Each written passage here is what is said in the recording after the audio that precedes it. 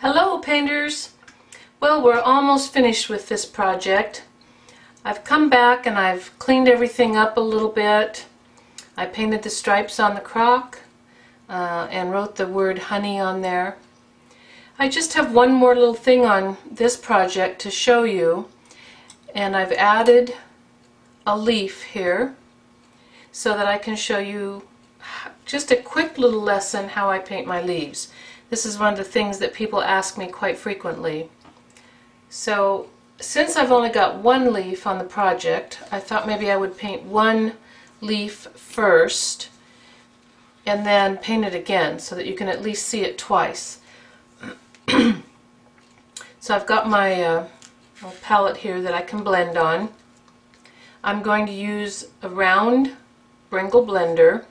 This is a smushing technique, so it's something we've already covered, but if you use a round Bringle blender that is a little bit smaller than what you think you might need, I think you'll have a lot better luck painting the leaf, because what you want to do when you smush is use the whole brush, not just the tips of the brush.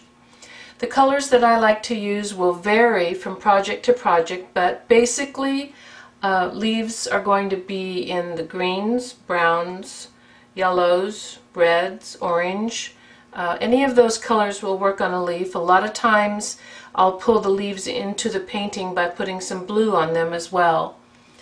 So I'm going to pick up the paint.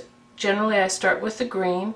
I'll pick up the paint, and on my dry palette I'll just kind of blend it into the brush, and then I'll decide what other color I want to add to it. I'll add a little bit of yellow to it this time. I'm going to set the brush right here in the tip of the leaf because I think I want a yellow tip. So I'm going to push it out there, and I'm going to use just that round circular motion with the brush to smush or blend that color to where I want it. Then I'm going to go in and pick up another color. I picked up some brown, and I'll add that to my green. This time I'm going to place this color where I want it to be kind of dark, because I've got the brown in there. So a little bit of brown earth, and I'll slide that right along, and just with my little circular motion.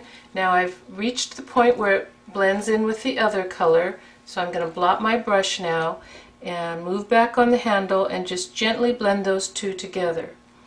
Now I'm going to pick up another color, add that to the leaf. You don't have to add all of these colors to any leaf. They don't have to have lots of color, but I just want to show you how you can add those. I'm going to place this little red tint right there, blot my brush, and then I'm just going to blend those two colors together, or those three colors. Now I'm going to go to some green again, and maybe I'll add a little bit of the yellow to it just to lighten the green color. We're going to put this right here, finish up that part of the leaf, and just gently touch to blend. Now the problem that most people have when they paint leaves is they want to over blend it. They want to keep working until everything turns to one color. So once it's one color, once it's based in and you have lots of different colors in there, leave it alone. Once that leaf is painted in, then my next step is I'm going to use some what I call blackish green or brownish green. It depends on the value of your painting, how light or dark your background is, and how light or dark your elements are. Sometimes you have to use the black to make it work, and sometimes the burnt umber or raw umber even will work. And all I'm going to do is what I call a wiggly hand outline. So I'm just going to come in here, do just a quick little hit and miss outline.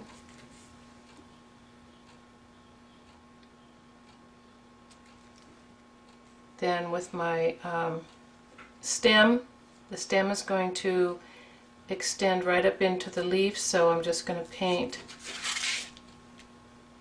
a vein coming right down and going into the stem.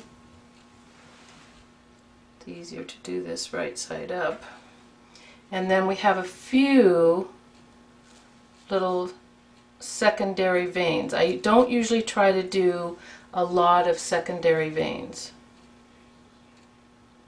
Just a few to give the idea of a leaf.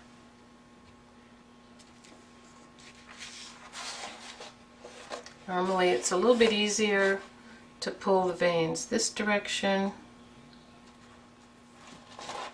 Okay, now if I was just doing a bunch of background leaves, I would leave them just like that. But if you have a leaf that is a little more important in the painting and takes kind of a prominent place in the painting, then you might want to add just a little more detail to it.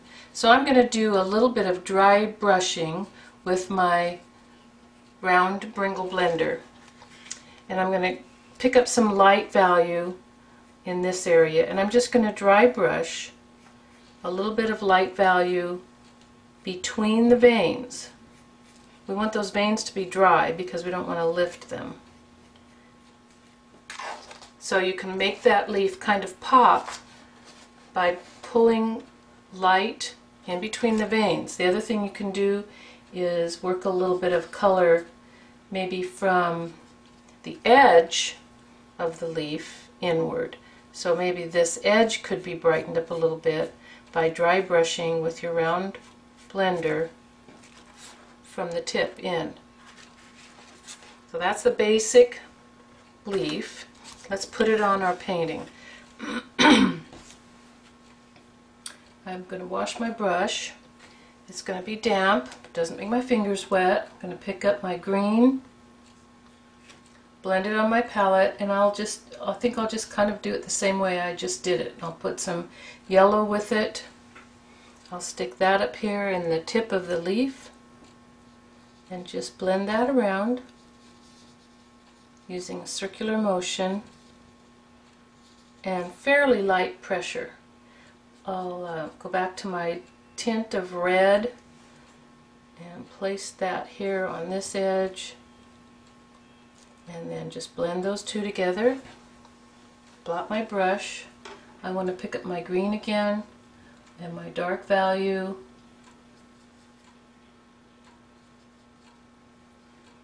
I'm going to slide that down into the base of the leaf. Push that in, blot, and just gently pull those two together. Then I want kind of a strong green color for the rest of the leaf. So I'm going to just pick up my straight green, place that right where I want it, blot my brush, and blend those two together. Now I'm just going to whisk lightly over the top.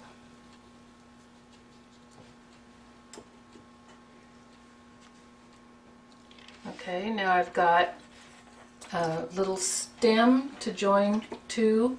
I painted this little, you can just barely see it, there's a little stem right in here on the pear. So I'm going to mix up some blackish green with my black plus my green.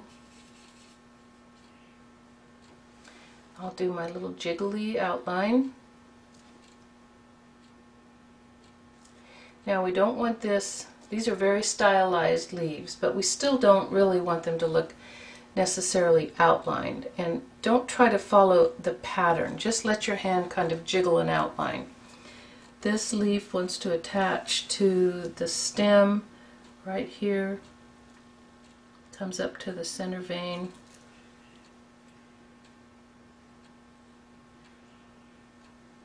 Then we have some few secondary veins. These are all done with a very dark color in this particular instance. Alright, then to finish it off, I'm going to add just a little bit of dry brushing. I'll go into a light value yellow-green color. And because this leaf is pretty important in this painting and kind of right there in the foreground, we want to add just a little bit more detail to it instead of just leaving it simple. And I'll pull this red from the edge like I did. Now I thinking I need to balance this a little bit color-wise, so maybe I'll pull a little bit of red down into that part of the leaf and pop this part here just a little bit. The nice thing about painting leaves like this is that if you end up doing something you don't like, you just pretend that it's not there and paint it over again.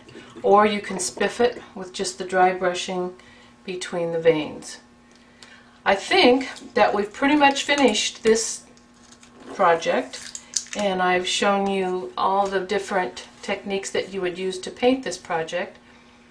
If you would like to paint this project on your own, using the videos to help you, you can order the pattern packet on my website at www.ronniebringle.com. Click on Packets, then click on Still Life, and it'll show you there how to buy the pattern packet. So thanks for painting with me. I've enjoyed showing you these techniques. Paint happy!